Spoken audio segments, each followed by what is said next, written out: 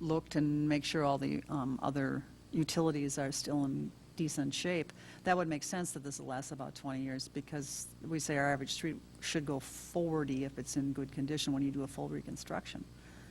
And but you look at photos of some of the streets in other parts of the city, and there are still people who are suffering, trust me. Oh, I know. There's a lot, actually. But if we hadn't started long before I came here, actually, we're looking at doing this reconstruction calendar. And if they hadn't done that, I can't imagine what kind of world of hurt we'd be in. You can go to a couple of places, one west of here and one sort of southwest of here, that don't do that. And so all of a sudden, you're looking at monumental costs that nobody can afford. So I always, people go, oh, this is so much money. It's like, well, it is, but it isn't.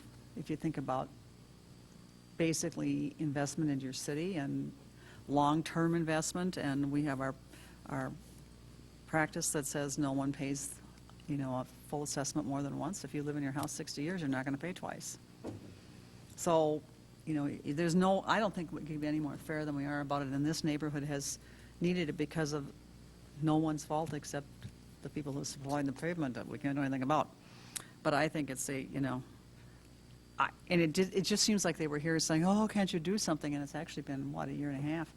And now they're on the... It's happening, yeah. Yeah, it's happening, so it's really good. And I appreciate the photos and the outside report that kind of helps us realize that it is basically the pavement that's failed and nothing else. The road bed is still decent. Councilmember Copen. No, the gas franchise fee is buying part of the cost of this down. So if without that, it'd be considerably more than. Yep. Yeah, good point. And it might not have been done this early either. Yeah. 520,000. Is that is the entire fee being dedicated to this project? Is that how it works, or? Yeah, Mayor and Ms. Council, the gas franchise fee went into effect, I believe it was October 1st of this year. So we're taking the part from the 3 months from this year plus the most of the revenue from next year, because we are also going to need to hold back some of the revenue to put it towards the feasibility or the initial engineering for the street project going on in 17. Okay. So we always need to hold it because we've got, I think, $60,000 already dedicated to a lot of the work we're doing right now for this project the year before it happens. So we're trying to plan it out so that we're not overspending the franchise fee, but doing as much as we can. Excellent. Okay, good. Madam Mayor, members of the council, again, that also speaks to, the purpose of the bid alts. We want to make sure that we're getting as much street done with the money as we can based off the results of the bid and staying in line with the finance plan and everything. Thank you.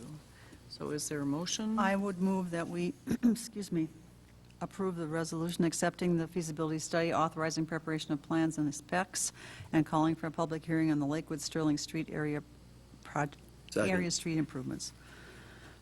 There's been a motion by Juniman and a second by Copen, and I'm going to shorten it to the resolution on City Project 1511. Is there any further discussion? All those in favor say aye. Aye. Hearing ayes all, the motion passes. And then we have one more. Mr. Love, why don't you tell us about, it's basically BB Road street improvements? So, Mayor, members of the council, yes, this is the BB Road Street Improvements Project, City Project 13-10. And before you tonight for consideration are the resolutions similar to the last one, accepting the feasibility report, authorizing preparation of plans and specifications, and calling for a public hearing on November 23rd. So this project's smaller than the last one. It's about a half-mile section of BB Road that lies north of Larpenter Avenue and south of Holloway. I mentioned the pavement condition indexing that we do each year. This particular street has a PCI of 13. So when we look at this road here, as you can see, the first picture is from the north end of BB Road near the track and field facilities there. It's definitely cracking and failing.